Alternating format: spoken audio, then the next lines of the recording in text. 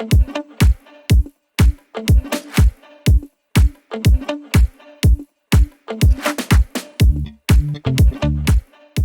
et bienvenue à notre 9e épisode collabo du balado cybercitoyen et polysécure, les balados sur la vie privée, la cybersécurité et la technologie.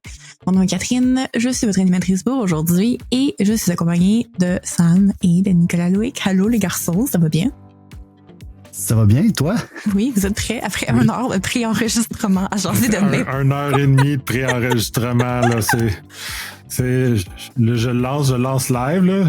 Ça serait drôle de le faire live, que le monde nous voit délirer pendant... le délire pré-épisode. Pré-épisode. Mais maintenant qu'on a sorti tout le méchant. En plus de l'épisode qu'on va faire. Mais maintenant, je pense qu'on a sorti tout le méchant. On est prêt, là. On est prêt à parler de choses sérieuses. D'ailleurs, ouais, je voulais... être constructif maintenant. Et positif. Oui. Toujours. Mais je voulais commencer, en fait, par une mise à jour de l'application préférée de Sam, qui nous a parlé de cette application là depuis. Ça fait 3-4 épisodes qu'on ressort. C'est cool, c'est une petite nouvelle, là, juste pour nous mettre à jour sur la situation.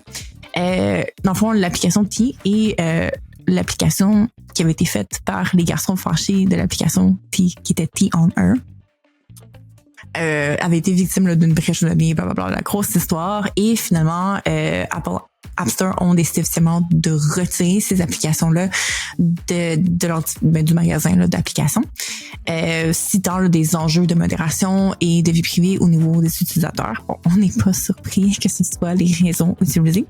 À savoir, selon les estimations là, de certaines entités, l'application avait 6,1 millions de lifetime downloads, donc de gens qui avaient téléchargé lifetime. Fait que ça, il peut y avoir des téléchargements doubles là-dedans. Puis ça aurait généré dans le cours de sa courte vie environ 5 millions de revenus pour le fondateur. Pour une application essentiellement là, pas très bien codée. Mais, ce qui est important, c'est que c'est retiré. Puis là, une des choses qui inquiète en ce moment, tu sais, mettons, les experts en sécurité, vie privée, etc., c'est que en ce moment, il y a des copycats qui tentent de prendre un peu le vacuum qui a été laissé par le retrait de ces applications-là.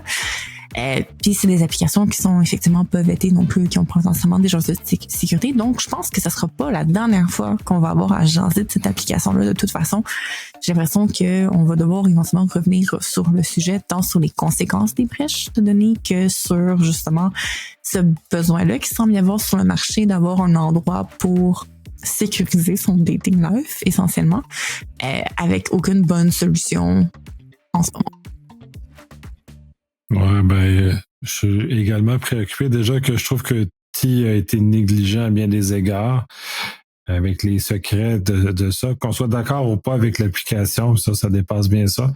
Mais au minimum de protéger les gens qui utilisent l'application, ça dépasse tout, en l'occurrence. Et comment on peut, et ça c'est la question ouverte, comment on peut arriver à ce que les remplaçants ou que les gatekeepers comme Apple ou Google du côté d'Android viennent limiter l'apparition d'applications toxiques ou d'applications qui ne font pas attention à la vie privée des gens et en l'occurrence négligent gravement la protection des données sensibles de femmes, pas tous en péril, mais quand même un certain nombre qui avaient un besoin sérieux de protéger leur identité puis de s'assurer qu'ils n'étaient pas oui, fait que c'est quand même troublant là, que ça. Puis le besoin est là, fait que c'est sûr que ça va être rempli par d'autres, j'espère, des gens plus sérieux que celui qui était là. Pour l'instant, des choses que je vois sur le terrain, c'est que c'est beaucoup le groupe Facebook qui a repris du poil de la bête. On en avait parlé dans un balado précédent. Je pense que t'étais peut-être pas là, Nicolas Loïc, par contre, mais dans le fond, il y avait eu une campagne du fondateur de T d'aller justement là, faire un peu du astroturfing dans les groupes Have I been, Are we dating the same guy? Puis comme il disait, on a fait une application, puis il avait essayé de comme faire bouger les gens qui étaient sur ces groupes-là vers l'application qui au final n'était pas secure. Puis là, ce qu'on voit, c'est qu'il recommence à avoir un regain là, dans ces groupes-là. Est-ce qu'on fait confiance à la fonction anonyme de Facebook Group? C'est une autre situation. Mais j'espère que le code est un petit peu plus solide que celui de l'application, du moins. Oh. On espère. On croise les doigts. Le code est meilleur, mais les objectifs de la compagnie le sont peut-être pas tout autant. Là. Effectivement. Oh là là. Sinon, dans les autres grandes nouvelles, c'est difficile de passer à côté de cette fameuse panne AWS qui s'est passée le 20 octobre dernier. La panne en tant que telle n'est pas tant intéressante. Là. C'est un cas typique. Là. Ça arrive, un petit hiccups de système. La chose que je voulais parler avec vous puis savoir votre opinion et vos pensées là-dessus, c'était surtout l'enjeu au niveau de ce monopole-là qu'il y a au niveau de certaines infrastructures qu'on utilise dans le web. Parce que pour moi, c'est un peu un non-sens de réaliser que le 3/4 de l'Internet quasiment dépend d'un seul point d'entrée, si on veut. Puis que quand ce point-là s'écroule, ben le reste suit comme un gros effet de domino. Puis tu sais, justement, c'est une notion de défaillance logique là, un peu au niveau là, des infrastructures. Pour moi, c'est quelque chose qui est important peut-être de parler de diversification, etc., pour améliorer la résilience des systèmes. Mais est-ce que c'est possible? Est-ce qu'il y a même des alternatives concrètes et utilisables? Ou est-ce qu'il est déjà trop tard sur les situations monopolistiques au niveau de la tech? Je vais te laisser commencer, Sam. Ben, c'est sûr que c'est un problème. Puis là, cette fois-ci, il y a bon, on pourra parler tantôt là, du cas de 8 Sleep, là, qui est quand même assez drôle. Enfin drôle, peut-être pour les gens qui ont été affectés, là. Mais justement, en fin de semaine dernière, c'était le Hackfest à Québec, puis il y avait une des conférences qui était justement là-dessus. Puis c'était comme le titre, là, c'était comme un jeu sur le fait de la fin de la civilisation, là, puis comment de plus en plus toute notre vie, elle est reliée à l'Internet. Là. Tu sais que l'Internet, c'est pas juste la place que tu vas pour t'amuser, mais c'est aussi ton système bancaire, c'est le système d'urgence 911, c'est le transport, c'est la logistique, c'est tout. Puis donner l'exemple, par exemple, la panne de Rogers qui avait juste fermé le système téléphonique là, d'une bonne partie du pays, mis à terre Interac, mis à terre les services d'urgence. Puis là, c'était là aussi parce que le réseau était bâti avec un endroit qui pouvait tomber. T'sais, il y avait comme pas de redondance. Donc, tu sais que le fait que un cluster là, de serveurs AWS plante, ça devrait être quelque chose qui est prévu. Tu sais, dans le sens que tu le sais que ça va arriver. Ces systèmes-là, oui, ils te promettent tous du 100% uptime, puis tu sais, on va toujours être là, mais c'est pas physiquement possible. Ouais, ils promettent, si tu prends les bonnes pratiques qu'ils te suggèrent, probablement ceux qui suivaient les bonnes pratiques, qui sont plus dispendieuses par ailleurs, probablement qu'ils s'en sont sauvés quand même pas si pire. Mais quand tu prends le service de base, tu as le service de base. C'est ça. Puis si t'as pas de redondance, t'as pas comme... C'est ça, réfléchis à mais qu'est-ce qui arrive si j'ai pas ce serveur-là? Est-ce que j'en ai un autre? J'ai-tu un backup? J'ai-tu un autre chemin? J'ai-tu autre chose? Ben c'est ça, là, c'est quand même... Ouais, je vais rebondir un peu là-dessus sur deux aspects. Sur le côté télécom, j'aime bien le fait que tu as nommé Rogers, c'est un cas. En Australie, il y en a eu un cas plus récent de ça, où la mise à jour de Firewall a fait que l'équivalent de la ligne d'urgence, le 911, en Australie, n'a pas été fonctionnel pendant des heures, je ne me rappelle plus le temps exact, et il y a eu des décès associés à cette absence de fonctionnement de la ligne d'urgence. La compagnie s'est seulement excusée. Je trouve ça un peu faible, surtout qu'il y a des décès en l'occurrence. Ces compagnies-là, au niveau télécom, devraient tenir des standards beaucoup plus élevés. Et on s'attend dans la vie moderne dans laquelle on est, qu'il y ait quand même un niveau minimal atteint. Donc, le législateur devrait intervenir, mettre des règles pour s'assurer que ces choses-là. Amazon, ça, c'est une autre histoire. Ça demeure un opérateur privé qui est là pour faire de la business. Le légiférer sur lui, ça, j'ai un peu plus de malaise. Et par ailleurs, normalement, les compagnies devraient déployer, et c'est à leur responsabilité, des moyens de se prémunir d'une panne chez leurs fournisseurs. Amazon fournit des mécaniques. La panne, j'ai pas lu assez, je ne sais pas si c'est juste le bloc américain qui est tombé ou si c'est le bloc mondial. De mémoire, je pense que c'est juste le bloc américain qui est tombé. Si c'est le bloc américain, ceux qui étaient prêts, l'exemple, c'est Netflix. Netflix est prêt parce que Netflix a designé ses systèmes pour tolérer de la panne. C'est volontaire, c'est fait comme ça. Il y a des gens qui ont réfléchi à faire ce genre de choses-là. C'est pas Amazon qui leur donne le service, c'est eux qui l'ont réfléchi. Ils appellent ça le chaos engineer. Et c'est un principe de s'assurer de faire des pannes artificiellement sur des composants ou sur la totalité d'une zone ou différent sur une région. Fait qu'ils testent régulièrement la capacité de leur système à tolérer une panne. Fait que là, mais, on parle d'une compagnie qui vend des films. Eux autres, ils ont décidé de designer ça solide. Ça, c'est robuste. On a Rogers, ça fait pas ça. On a Interact, ils réfléchissent pas comme ça. Les services d'urgence, ils réfléchissent pas comme ça. Puis même au-delà du fait de dire que nos services d'urgence, le 911 au Canada devrait dépendre, c'est Rogers qui est imputable. Les services d'urgence devraient toujours avoir 2 fournisseurs. C'est la base. Fait que mais les je pense services que d'urgence, il y a déjà un système de réciprocité en place de mémoire, là, sans être que comme si un qui est down, c'est comme il y a comme un contrat avec une autre entité que comme le réseau va directement à l'autre, puis vice versa pour un autre système critique qui est sur un autre réseau de télécom. De mémoire, au Canada, il y a des contrats de réciprocité là, entre les grandes entités comme ça pour ce genre de situation-là, au moins. Ça, je sais pas. Là, tu parles de quelque chose que j'ai aucune connaissance, donc je sais pas si ça existe. Je me rappelle pas du cas de la panne de Rogers si le 911 avait été totalement inaccessible ou il y avait juste les gens de Rogers qui étaient pénalisés. Ça, je me rappelle pas de la nuance. Mais en Australie, c'est le 911 ou l'équivalent du 911 qui était tombé au complet parce que le fournisseur télécom était tombé. Fait que la notion de réciprocité que tu mentionnes en Australie n'était pas valide. Lui, ça a été. Ça c'est clair, là, j'ai la bonne information. Donc, on a dans un contexte où les opérateurs télécoms ont des responsabilités, mais le consommateur de ces services-là a aussi une responsabilité. Et clairement, puis un peu comme Sam le disait, oui, AWS nous promet 100% de continuité, c'est une chose. Ils te le promettent quand tu respectes les règles. Quand tu prends le temps de faire ça multizone, quand tu prends le temps de répliquer tes données, ils te donnent des facilités pour y arriver, mais c'est pas une case à cocher, là. Il y a généralement beaucoup d'efforts à mettre en arrière et de réflexion qui est associée que personne veut faire. Et c'est peut-être plus là le danger, qui est un petit clin d'œil à l'intelligence artificielle. Cette paresse-là, elle est partout. Et la démonstration pour moi de la panne d'AWS, puis tout le monde qui a déchiré leur chemise sur les réseaux sociaux, ça a été l'asile. Là, moi, j'ai zéro pitié pour les compagnies qui sont tombées. Là, ils ont juste pas fait leur travail. Puis, normalement, le marché, de libre marché dans lequel on est, vient justement réguler ces affaires-là. Et si t'as pas fait ton travail, le marché va te punir. Donc, tu vas faire attention la prochaine fois, puis tu vas mettre des choses en place.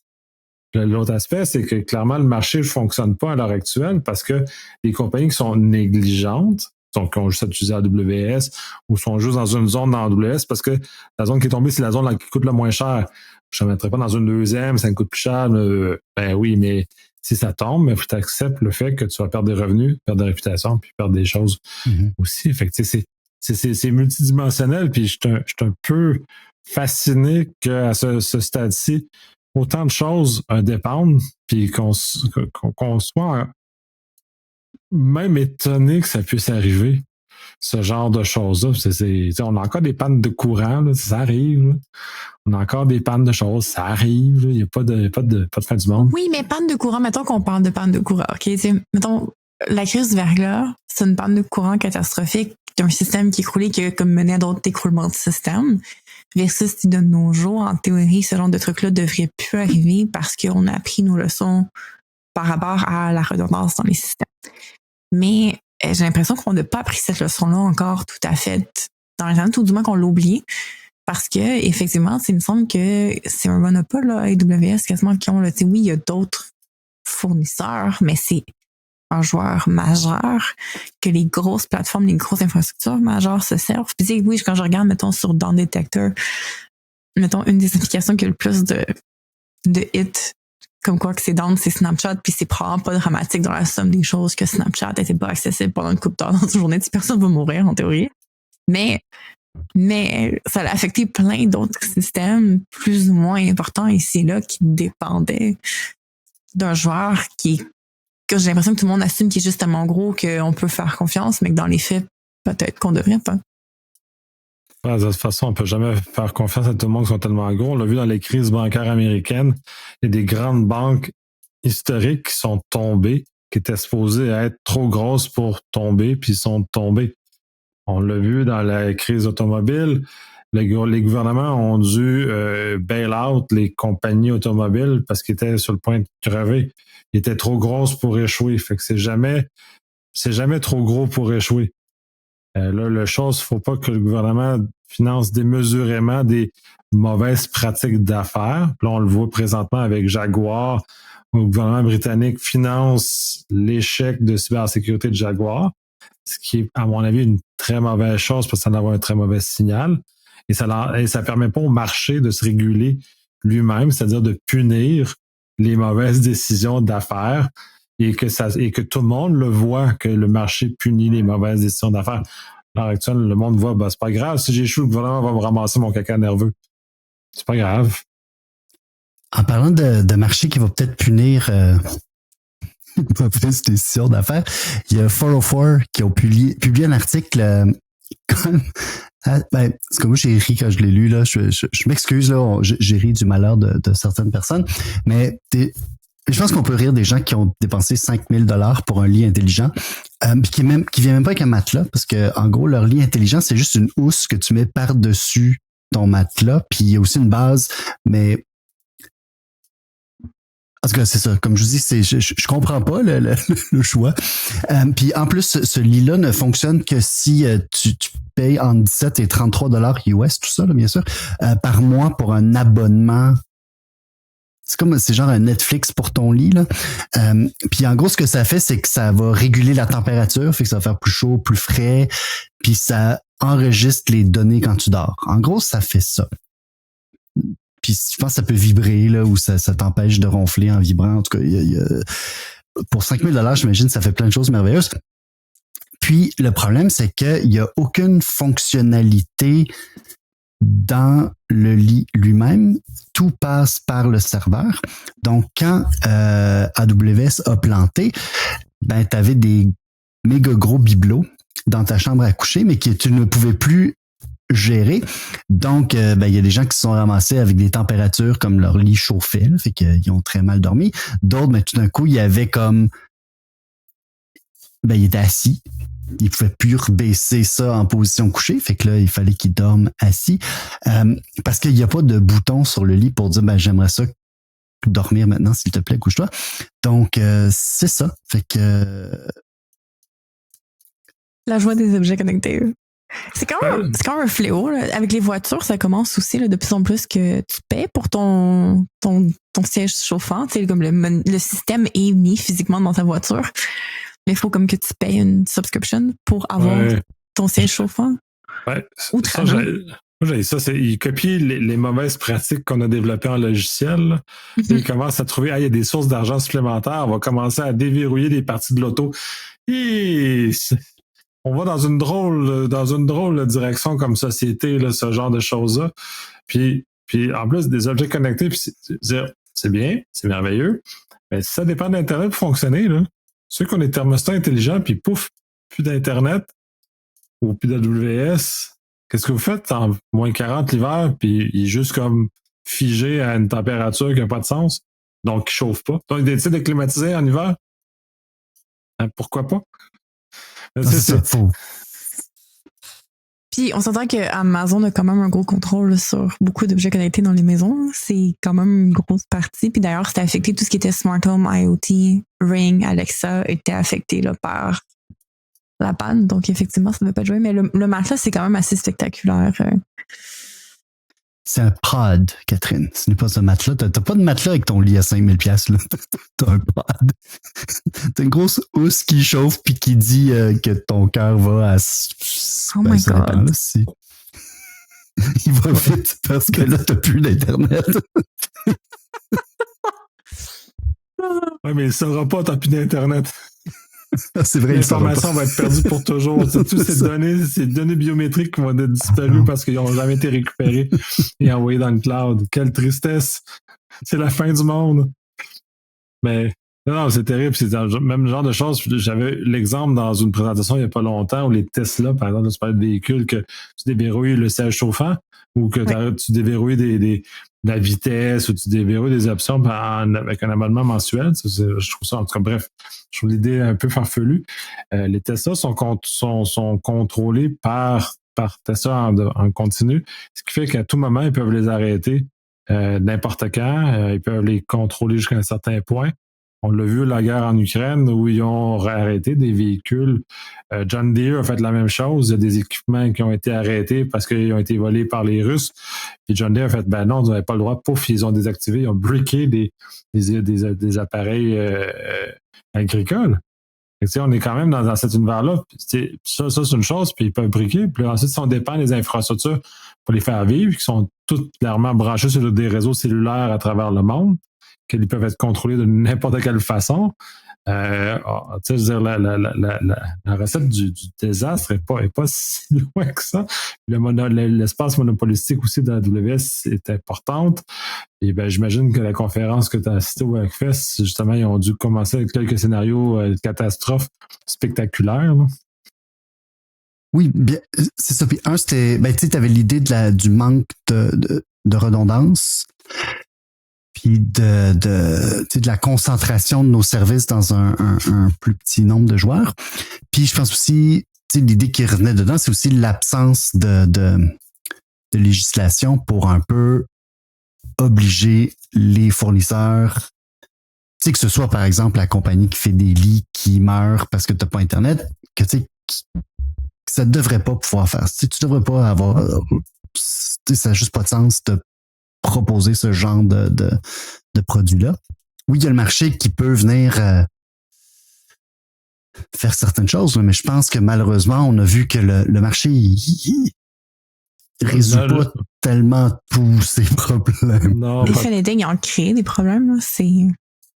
Là. En même temps, puis on le revoit avec ces technologies branchées-là maintenant, mais au début des années 2000, avec la bulle .com, la quantité d'entreprises se sont créées puis qu'il n'y avait pas de problème à régler, qui cherchaient un problème à régler parce qu'il y avait des belles solutions. Il y avait des affaires de genre de services pour les animaux, par exemple, qui étaient là, qui étaient complètement farfelus. Là, genre, c'est un .com de genre promenage de chiens ou donc là, tout le fait de créer un site web était devenu quelque chose. Donc, il faisait des compagnies qui finançaient par des levées de fonds pour finalement donner un service qui était somme toute banal et qui n'était pas capable de transposer à travers le monde, qui était finalement régionalisé juste dans la zone de la Silicon Valley parce qu'eux avaient besoin d'un service de gens pour promener leurs animaux. Là, fait que, puis ils n'ont jamais réussi à aller plus loin. Puis c'est comique quand on le regarde maintenant qu'il y avait des gens qui ont pensé que c'était une bonne idée d'affaires de développer un service comme ça, commerce en ligne d'animaux comme oui, il y a un Uber des services animaux qui existe en ce moment. Hein. Oui, ben c'est ça. Là, il est en fond donc. Ça revient. C'est un site web où est-ce que tu peux payer quelqu'un. En fait, tu t'es matché avec quelqu'un qui peut s'occuper de tes animaux. Fait que, tu vas sur l'app, tu dis, mettons, j'ai un chien, il veut se faire promener le midi. Ou genre, je pars en vacances. Puis là, ben, tu peux te faire match avec quelqu'un qui a un profil review, en théorie, avec des petites étoiles. Fait que l'idée est revenue. Peu importe qui avait fait ce site web-là, c'est revenu. C'est ces drôles d'idées-là qui n'ont aucune valeur commerciale finissent par réapparaître de toute façon, parce qu'il y a toujours du monde avec des idées weird, puis il y a toujours du monde pour consommer ces services weird-là, comme tes lits ou tes pods. C'est machin, c'est why? Oui. Pourquoi? Mais tu sais, ces histoires-là, justement, de voitures, puis de trucs qui peuvent être briqués, ça me fait penser beaucoup à, puis on rentre dans la fiction, mais qui est un peu la fin logique, là, qui était Leave the World Behind, qui était un livre de fiction. Je sais qu'ils ont fait un film, là, Netflix là-dessus, me semble, de mémoire. Mais c'est ça le principe, c'est que une petite famille s'en va en vacances. Puis c'est une famille genre full techno, là, tu sais, que les iPad kids à fond, là, puis la grosse affaire. Puis ils s'en vont comme en vacances pour déconnecter. Puis pendant qu'ils sont en vacances, il y a une catastrophe technologique qui, on sait pas c'est quoi, là. Il y a comme des rumeurs que c'est peut-être un agent étatique externe qui met à terre les systèmes complets américains, puis plus rien qui fonctionne. Fait que les avions crachent dans le ciel, les bateaux s'écroulent sur le bord des rivages. Il y a plus de télé, il y a plus d'internet, il y a plus de téléphone, il y a plus de façon de communiquer.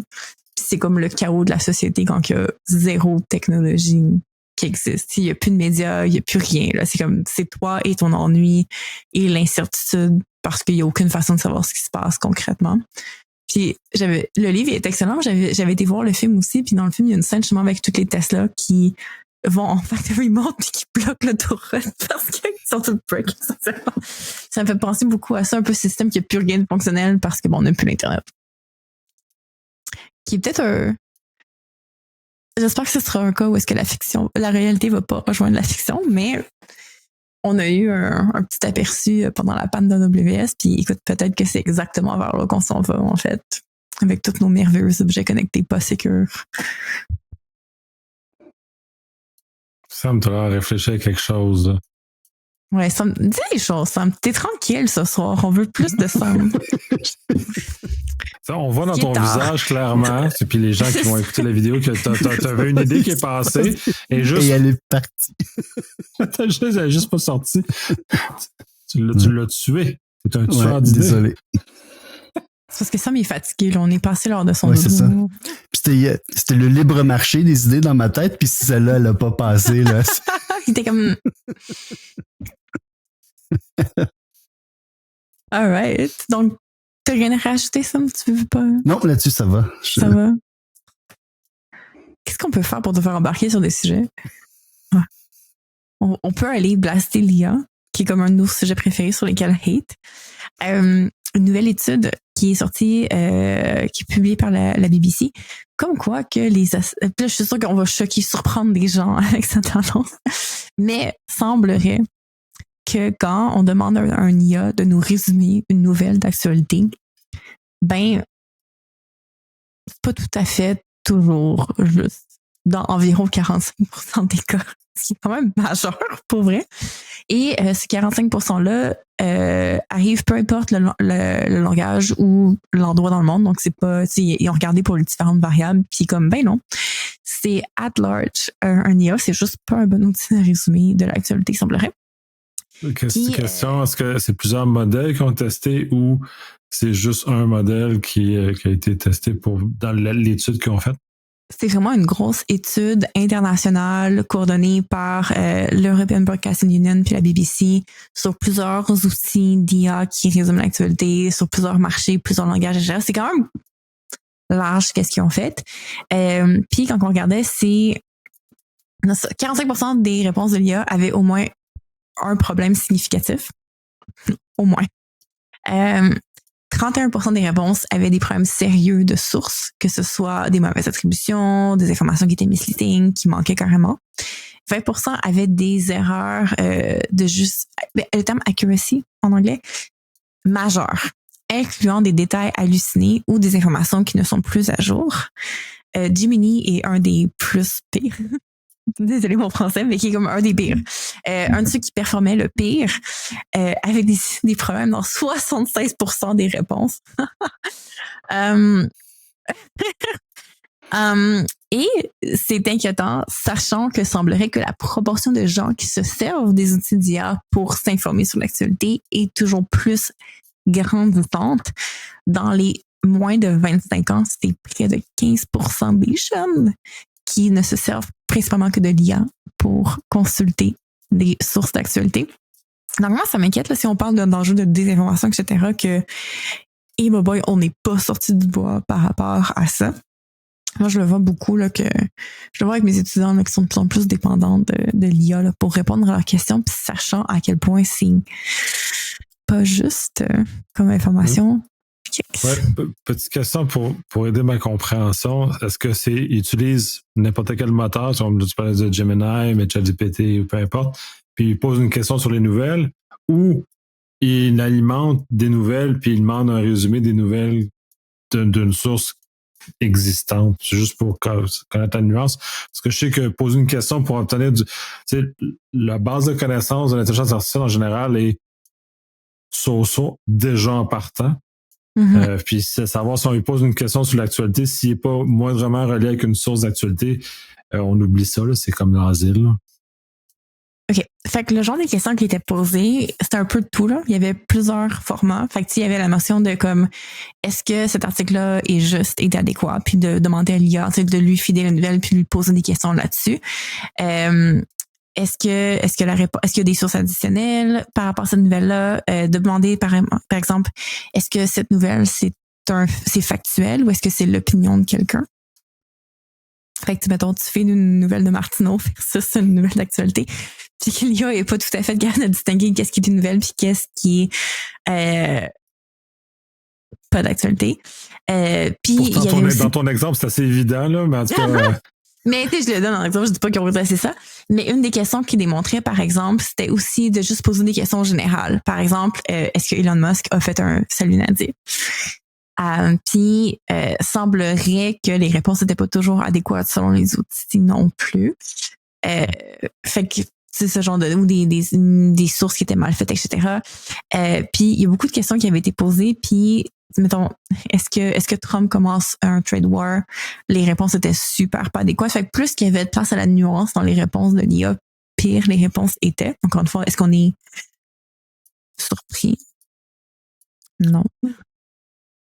Mais de poser des questions par rapport à l'actualité aussi, ça rendrait pas non plus de bons résultats, là. Je sais pas, je trouve pas ça surprenant. Je veux dire, il y a étude après étude qui montrent que c'est pas bon pour résumer les textes, que c'est ça tu peux pas te fier aux réponses que ça te donne. Je comprends pas qu'on.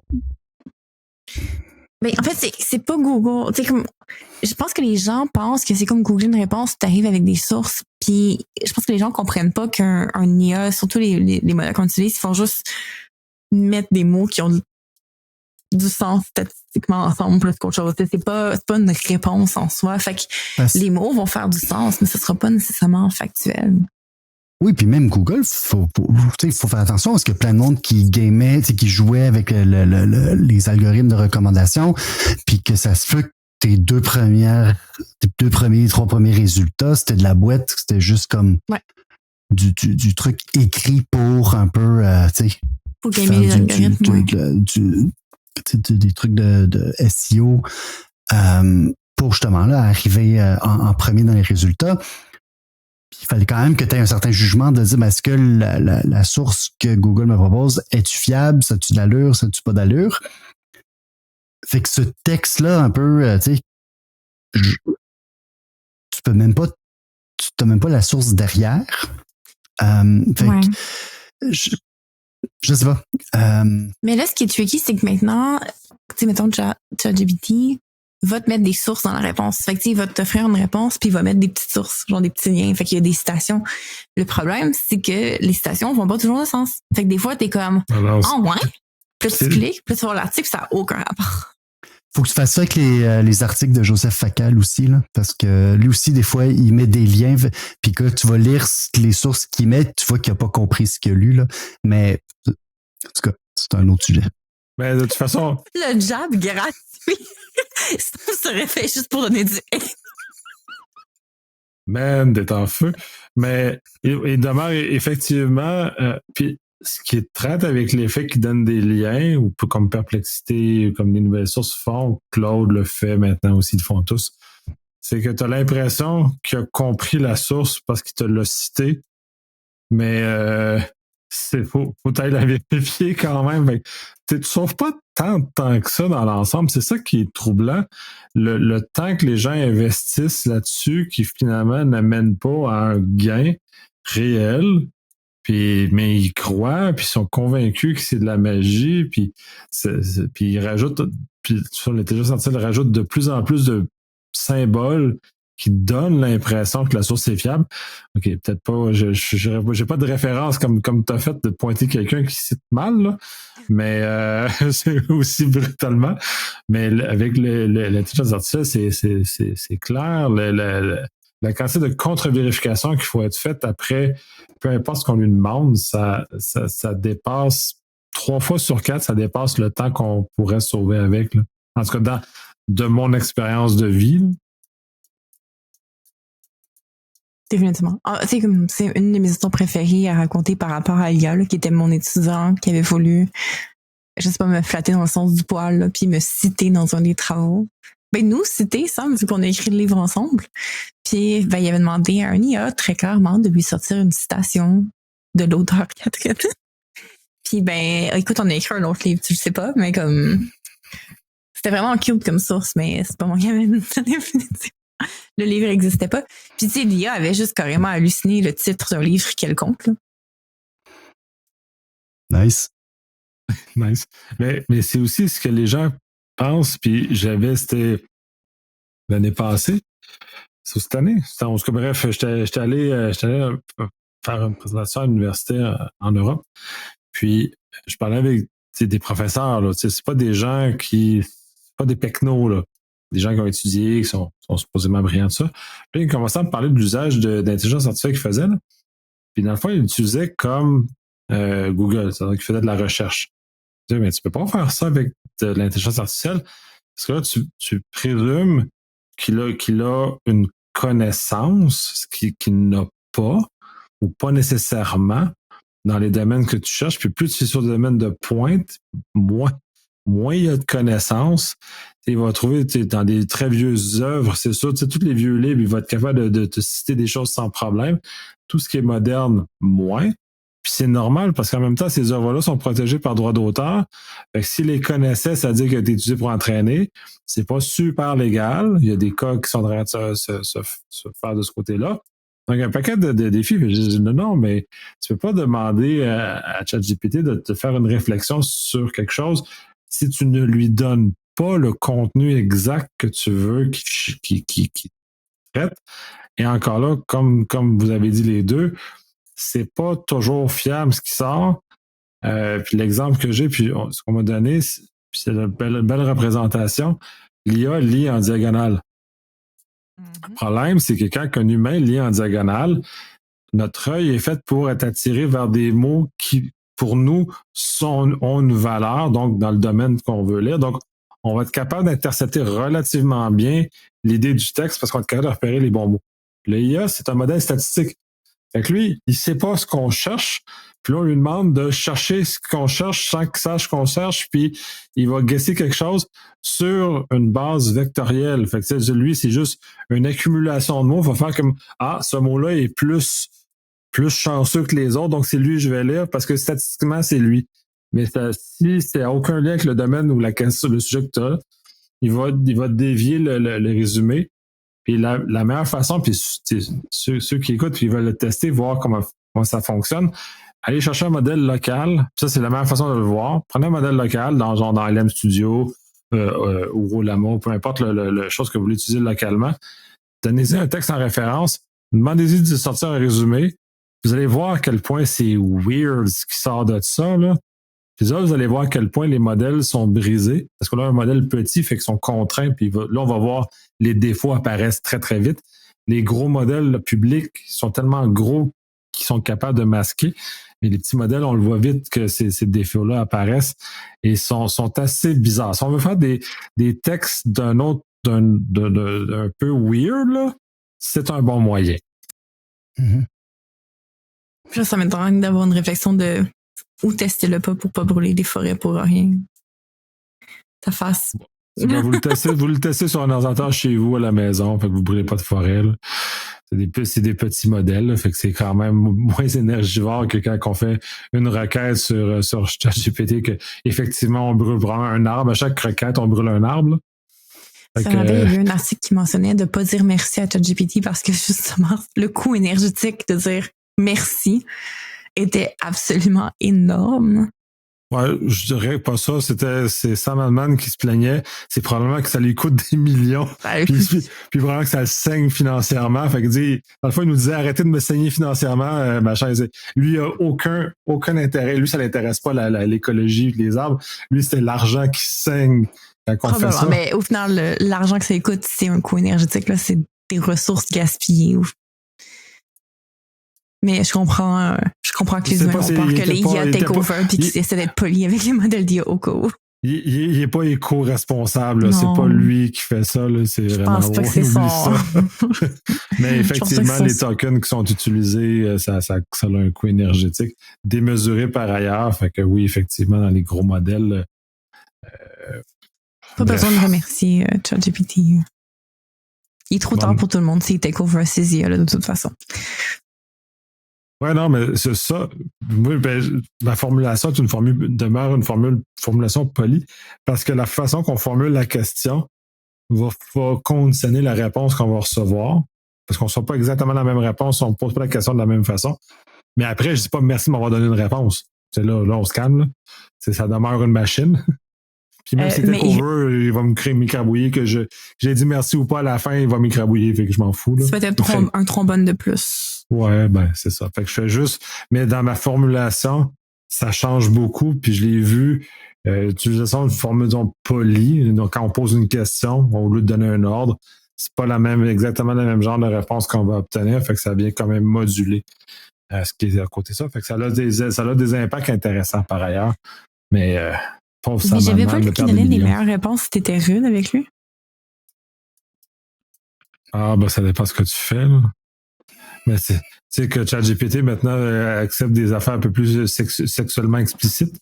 Donc c'est effectivement c'est un peu plus rude avec, ça peut être plus intéressant, là, mais ça c'est un débat autre. Mais c'est sûr que je l'ai retrouvé ça, c'était une recherche à l'Université de Pennsylvania que plus que t'es rude avec ChatGPT, plus que les réponses sont accurate. Fait qu'il est moins licheux quand t'es rude avec que quand tu lui poses une question poliment. Intéressant. Il performe mieux quand c'est blunt, direct, borderline rude. Fait que... BDSM. Il y a des gens qui aiment ça se faire parler de même. ChatGPT est un de ceux-là. Dans les autres catégories nouvelles qu'on avait, il y en avait une qui est tout petite, là, mais qui est reliée à ce qu'on vient de parler, qui est tout simplement que ChatGPT, justement, OpenAI, en fait, là, viennent de sortir un nouveau furteur Internet, une option, une alternative à nos furteurs préférés. Sinon, de Atlas. Honnêtement, j'ai pas grand-chose d'autre à dire à part que ça m'inquiète un peu au niveau vie privée. Je sais pas. J'ai l'impression que il n'y a pas beaucoup de détails encore là, qui sont dits là-dessus. Il y a comme des options de façon de monétiser l'intelligence artificielle, capitaliser sur les données de nos recherches, blablabla, beaucoup de buzzwords par rapport à ça. Puis que leur objectif, c'est de rivaliser avec Google. Mais moi, je lis ça puis je suis juste comme « Oh my God ». Quand tu utilises ce furteur-là, puis que je sais pas si je tape cybercitoyen.org, est-ce qu'il va me montrer le site web ou est-ce que l'IA va comme me résumer le site web puis me montrer genre ce qu'il pense qu'il a compris? Excellente question. En toute honnêteté, j'ai pas osé télécharger. J'avais pas de temps intérêt à tester l'application, mais ça pourrait être intéressant de faire le test de ça a l'air de quoi, parce que le point d'Atlas, c'est que c'est construit autour de ChatGPT. Ouais. J'ai l'impression que c'est vraiment une réaction de Chrome a intégré leur maudit IA qui te répond aux questions à place de juste te donner les réponses que tu cherches sur Internet. Et que c'est vraiment qu'ils se sont dit, tant qu'à se faire voler nos prompts via Google, on va juste faire notre propre furteur que quand les gens cherchent quelque chose. Perplexité aussi, on a sorti un furteur comme ça, c'est Comet, je crois. C'est sur le même genre de choses qui est criblé de vulnérabilité de sécurité, là, parce que clairement, ils l'ont codé avec du vibe coding, fait que vraiment, c'est pas un outil qui est d'une très grande fiabilité au niveau de la sécurité. Fait que j'imagine que OpenAI sont aussi doués, donc ils ont du vibe coder leur navigateur aussi, donc en pensant que c'est la meilleure solution du monde, puis ils vont révolutionner la planète avec ça. Ce qui m'avait frappé dans l'article, c'était qu'il y avait un mode agent payant qui conduit les recherches on its own de soi-même pour les utilisateurs. J'aimerais honnêtement le vidéo on l'appelle juste pour les réactions de ça. J'imagine comme c'est quoi, il fait des recherches Google pendant que t'es pas là, comme il va chercher des affaires. Je le sais ce que Sam chercherait à 3h du matin, puis je vais le faire pour lui. honnêtement, l'article de BBC est très court, là. C'est comme, il y a ça. C'est encore très vague sur pourquoi, comment, etc.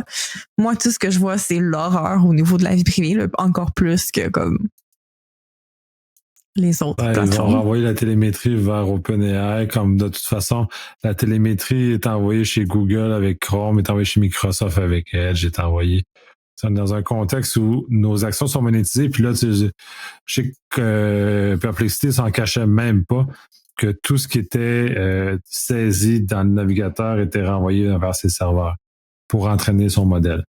Fait qu'on est vraiment dans un contexte comme celui-là. Fait que je serais pas surpris qu'OpenAI, il voit la tarte d'entraînement réduire, donc il veut conserver sa position. C'est même Claude, il y a quelques mois maintenant ou quelques semaines, a changé sa stratégie d'entraînement du modèle où ils ont mis les choses en opt-out. C'est-à-dire, tu es obligé de dire que tu veux pas que tes prompts soient utilisés pour entraîner le modèle. Fait qu'en fait, ils embarquent tout le monde de facto. Fait que faut que tu te mettes opt-out pour le faire. Fait que ceux qui l'ont pas vu, je crois qu'à ce stade-ci, c'est fait. Tes prompts, tout ce que tu dis, Claude, est conservé conservé pour utiliser pour entraîner le modèle. Donc, on est un peu dans un univers où l'appétit a des sources nouvelles pour maintenir le modèle en vie. Puis c'est ça l'ironie de l'IA génératif. Sans nouveau contenu, il va mourir. Donc, on est comme dans un contexte absurde qu'il faut nourrir la bête et on a de plus en plus de difficultés à nourrir la bête. Et l'autre danger, c'est qu'il ne peut pas se nourrir avec sa propre nourriture parce que ça fait, comme chez les humains, ça fait des problèmes génétiques. Puis après un certain nombre de générations, ça a des problèmes très graves au niveau du co-sanguin. On a l'exemple publié des rois maudits en France, par exemple, qui est une belle démonstration de cet aspect-là que la lignée s'est viciée avec le temps parce qu'il y a trop de co-sanguins. Ça, c'est un exemple royal. Et il y a des exemples plus régionaux au Québec où on a des régions qui avaient des problèmes d'afflux de nouvelles personnes. Donc, ils ont des problèmes génétiques qui sont spécifiques à leur région parce que c'est des problèmes d'un trop haut niveau de consanguinité, par exemple. Mais le AI, c'est la même chose. Il fait la même chose. Il devient pire que l'humain. Il devient complètement débile, ce qui sort de là. On parle d'hallucination drôle à ce stade-ci. Après, je pense que c'est 5 ou 6 générations qui se réalimentent sur lui-même. Ça a juste plus de sens qui sort. Là, fait que ça vient complètement détruire le modèle. On est vraiment dans un contexte absurde. Puis la bulle va exploser, là. Je sais pas, là. Ça, j'ai pas encore réussi à étudier ça à fond, là. J'ai vu des articles commencer à sortir, mais j'ai pas eu le temps de les lire. La bulle va exploser. Mais c'est relativement imminent, l'explosion de la bulle du AI, parce que c'est artificiellement gonflé.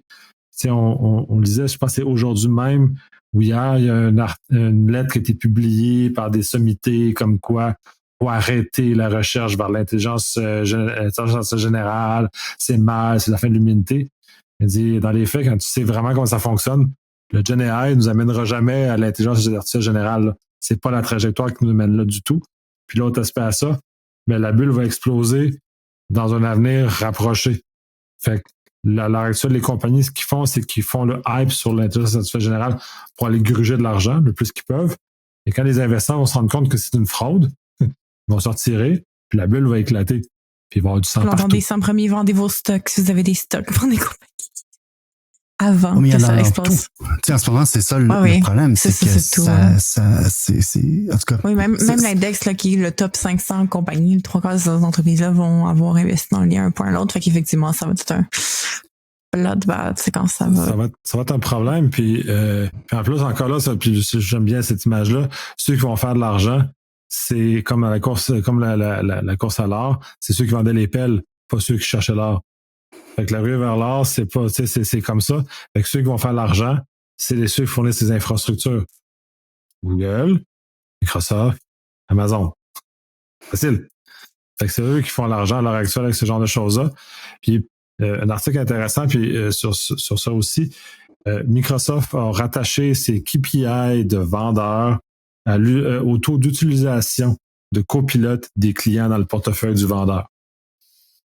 Donc, on peut constater qu'il y a un effort significatif quand on met des KPI comme ça, rattachés à un bonus. Les vendeurs ont tout intérêt à ce que le maximum d'utilisation de copilote soit fait. Ouais. Même si à l'heure actuelle, l'étude de marché démontre que c'est pas un top joueur dans le AI. Là.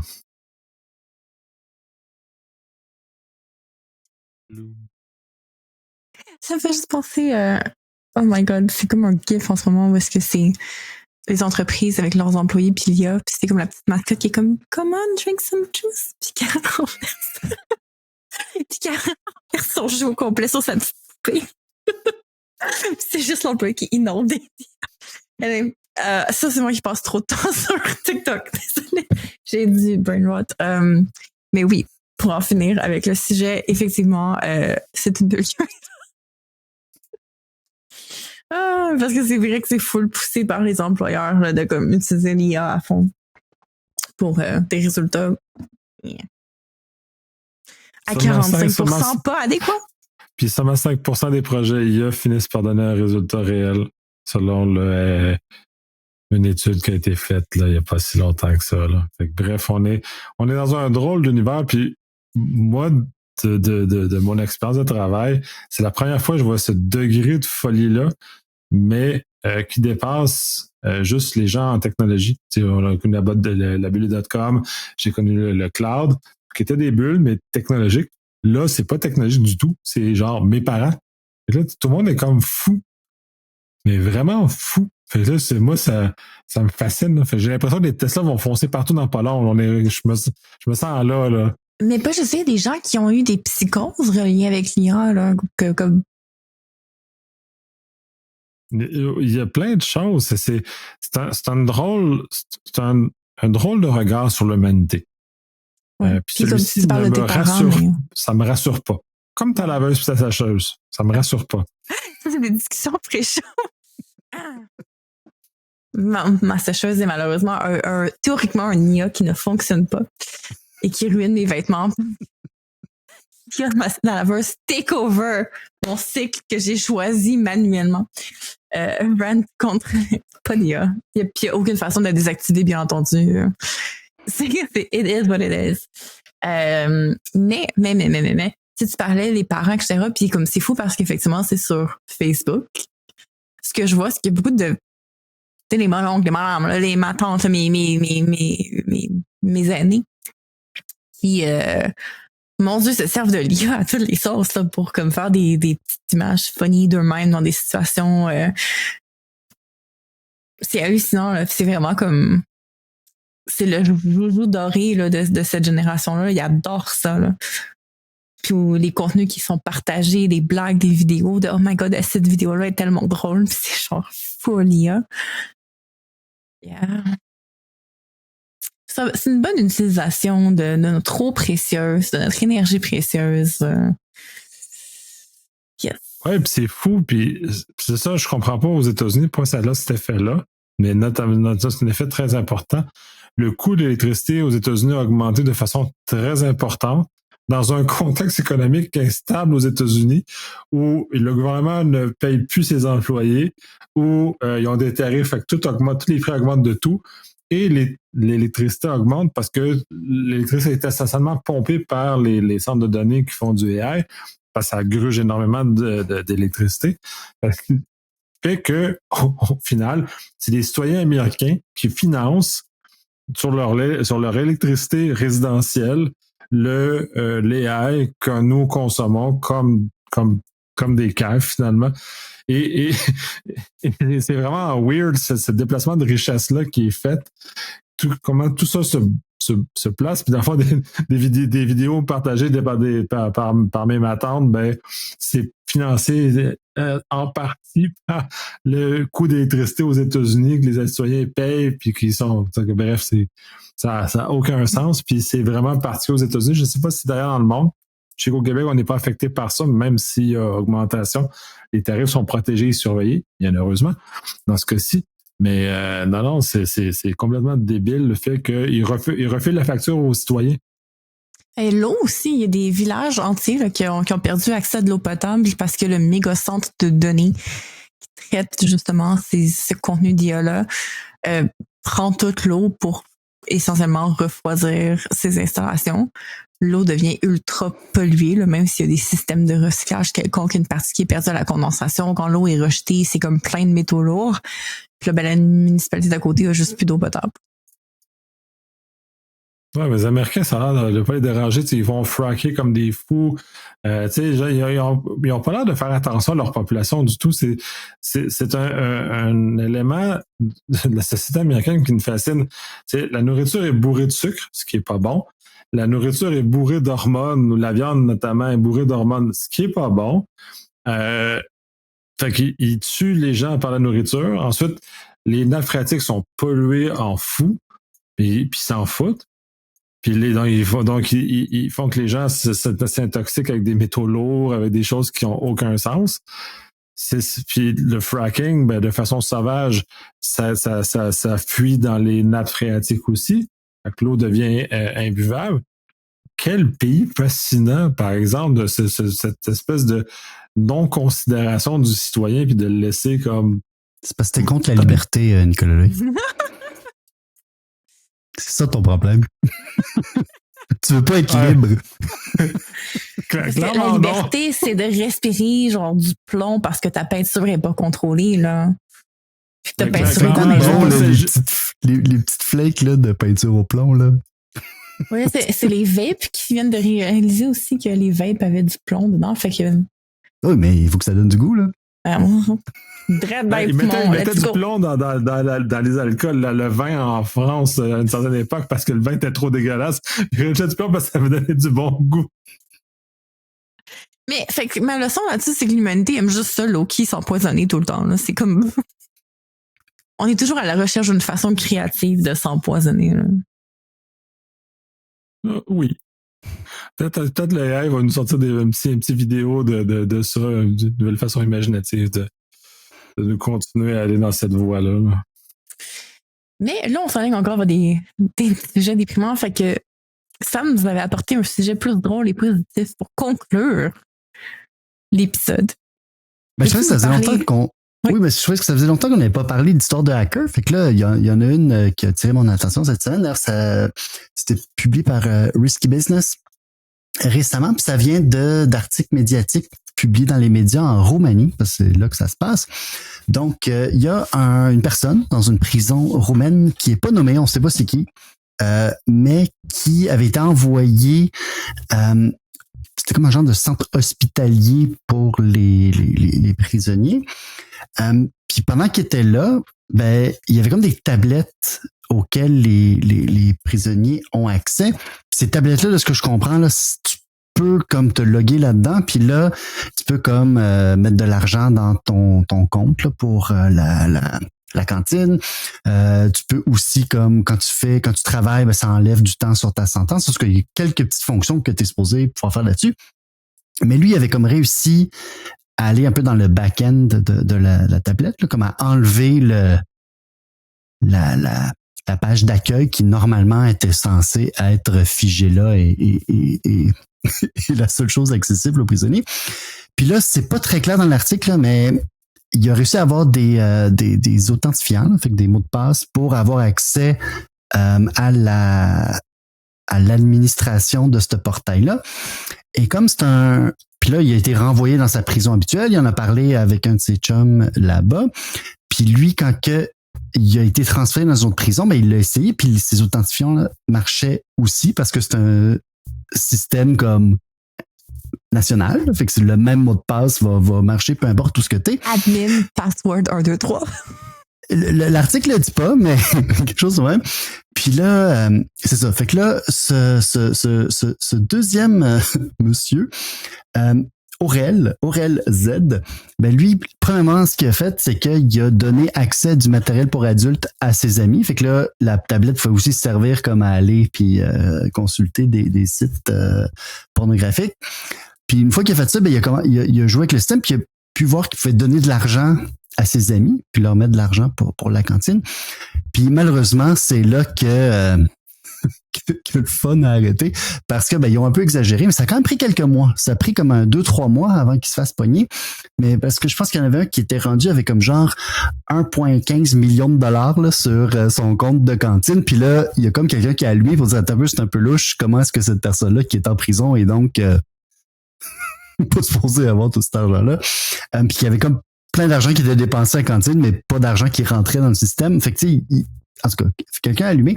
D'ailleurs, c'est très drôle parce que ce gars-là, Aurel Z, s'est fait pogner, mais lui, il était supposé sortir de prison 2 mois plus tard. Il était là pour blanchiment d'argent. Fait qu'on voit que, tu sais, c'était comme, il était quand même dans ses cordes. Fait que, en tout cas, j'ai quand même trouvé que c'était une histoire, qui faisait chaud au cœur de voir que des gens utilisaient les tablettes de façon créative dans les prisons roumaines. J'ai quand même trouvé ça intéressant.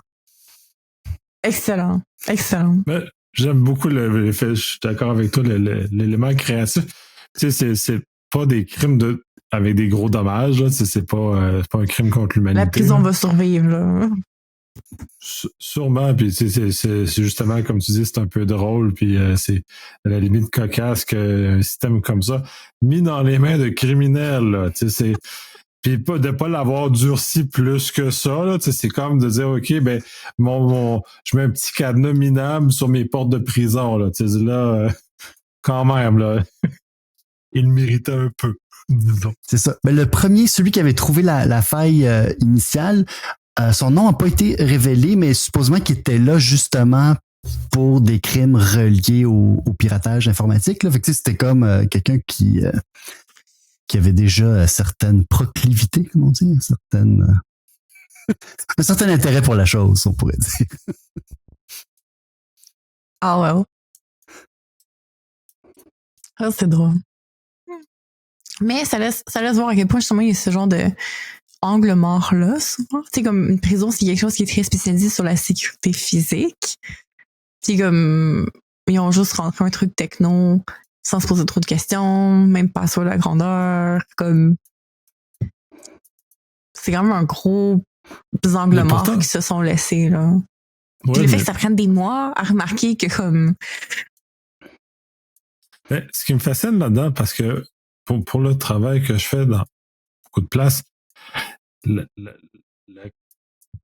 sécurité physique puis sécurité de l'information, c'est un continuum. Tu peux pas faire un sans l'autre, surtout dans le monde dans lequel on est. Fait que je trouve ça un peu fascinant que tu penses à mettre d'excellentes serrures, des caméras de surveillance, ça, mais le système, comme tu mets dans les mains, tu ne penses pas à la même chose à mettre des serrures virtuelles, mettre des caméras virtuelles, mettre des choses comme ça. Il y a comme une anomalie c'est le même concept qu'on passe d'un univers à l'autre, pas avec les mêmes technologies, mais les mêmes concepts. Fait que, tu sais, quelqu'un qui serait bon en sécurité physique, ça se posait dire « Hey, il devient trop facile à rentrer dedans, on pourrait bloquer. » Tu sais, fait que clairement, ils ont des œillères très, très importantes parce que à bien des places, moi, les deux sont dans le même bucket. C'est le même concept, les mêmes choses. Même pire que ça, si ma sécurité physique vaut rien, qu'est-ce que ma sécurité logicielle, elle vaut pas plus cher? Beaucoup. Même, mettre un peu de chiffrement. Non, si je peux rentrer physiquement dans la salle de serveur éventuellement. Hein.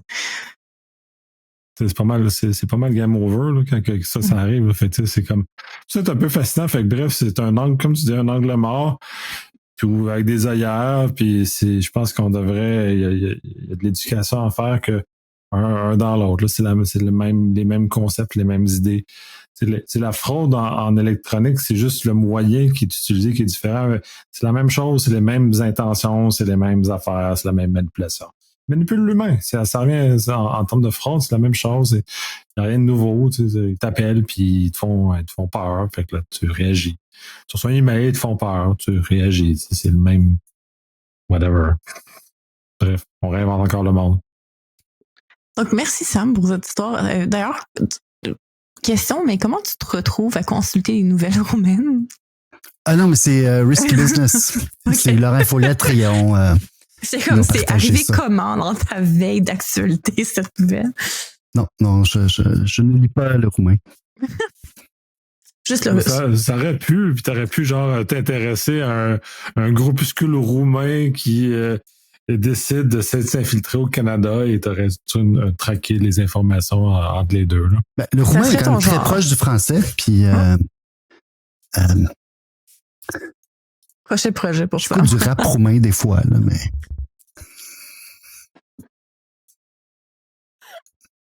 Ah, c'est excellent. J'aime ça, on a du lore ensemble, let's go. Hey, pour une fois, on finit pour de vrai sur une note positive. Yes, sir. Ouvrir une bouteille de champagne, quelque chose. Merci à tout le monde d'avoir été pendant cette dernière heure avec nous. Si vous avez aimé le balado, on vous invite à en parler autour de vous, le faire connaître, donner des petites étoiles, des petits pouces en l'air et à vous abonner autant au podcast de Nicolas Loué, donc les Sécures, que Cyber Citoyen pour ne rien manquer. On se dit à la prochaine. À la prochaine. À la prochaine.